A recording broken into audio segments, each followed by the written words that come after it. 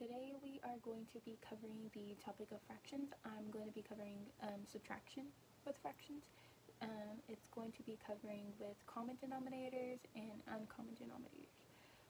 It's kind of very important that we go over this very carefully, just because there are a few misconceptions because students are not used to seeing fractions. Basically, they are not used to seeing it on a number line. Sometimes even being visualized, it can be kind of confusing because it's like, whoa, this is not just a single number, it is including like two numbers together, so it can be a little tricky to them. So it's not exactly clicking like, okay, this is really a whole number, or it's seen as something that can be compared to a whole number, because they're not used to it. It's two completely different numbers. So I want to cover the subtraction part over it. First, we're going to practice the common denominators because I do think it is a simpler part and it's easier to teach. I have set up a little worksheet for it to just view it, because I think it's better for students to visualize it, because if they see it, I feel like it's going to be able for them to click a little more, especially when you're using different colors, because the colors can be popping out to them, so it helps. So on this part, it's going to be subtract fractions with common denominators, and I picked a common denominator of 5. So over here we have 4/5 minus 1/5, and that's going to equal 3/5. So under here I made a little shape, or not a shape, but I made the little fraction bar for me because I thought it would be simpler to show like what shaded parts equal the 4/5. So the shaded parts right here, that's 4 pieces of shaded out of 5. So that's what gives you your 4/5. And as for 1/5, we have it split into 5 parts also. We only shaded one part because that equals 1/5. And when you subtract it, we're only subtracting the numerators. We do not want to mess with the denominators because they are already the same number, so they don't need to be touched. We don't need to worry about that. So when you take your shaded parts, you have 4 minus 1. That's the way I would be able to see it more. 4 minus 1, typically that equals 3. So over here, I went ahead and shaded 3 out of 5.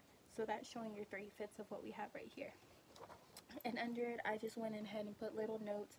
The first one, it's saying your top, which is your numerator, is supposed to be subtracted. Your second part is the denominators are still to remain the same. And the third part is just reduce if needed. Lastly, I want to talk about the subtracting fractions with unlike denominators. For this one, I picked 3/4 minus 1/3. And again, I used 2 different colors just to have it pop out for the student, because I feel like it's just simpler that way. And over here, I made little charts, or little drawings again. And I did 3/4, which I came up with 2 common denominators, because you need to find common denominators for each fraction to make it simpler to subtract. And I picked to get the common denominator of 12. So over here, 3/4 would equal 9/12, and over here I shaded 9 out of 12, since that is technically the fraction we want to be working with. And then we're going to subtract that, of course, from the 1/3, but we're changing 1/3 into 4/12. And again, we wanted the same common denominator, so it would make it simpler. So over here we shaded 4 out of 12. And over here, we made the little box, of course, into 12ths again. So we're going to do 9 minus 4, which is going to be 5. So over here, I shaded 9 parts, but then I did subtract the 4 from it. So we have, the 5/12 over it. And under here, I made the little multiplication parts to show where we're getting our common denominators from, so students do not have the misconceptions of it. It's just technically showing like how we get our 12ths, how we're getting the common denominator of the 12ths. And again, I put the keynote under it. I put find the common denominator, which I pointed the little thing to the bottom so we knew which part the denominator was. And then also I wanted to change fractions so they have a matching denominator. Again, we're subtracting the numerators. After that, we are not messing with the denominators after they are matched the same. And that's lastly what the last one is saying, is just keep the denominators the same. And hopefully this was helpful for us for fractions. Thank you.